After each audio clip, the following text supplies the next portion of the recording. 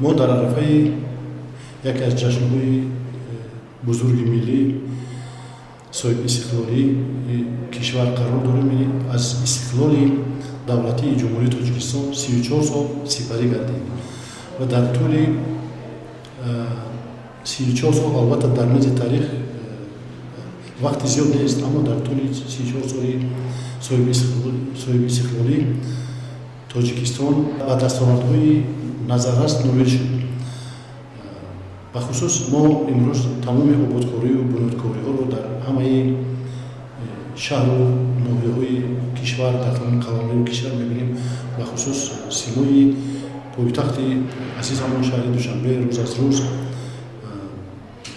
یک حسن نو با خود میگیرد، زیبا میگردد و گفتم لازم است که در تمام سمت‌ها ما میتوانیم دیگرگونی‌ها و نوآوری‌ها رو مشاهده کنیم. در مجموع گفتم ممکن است که استقلال جمهوری تاجیکستان این یک دستاورد بسیار بزرگ است.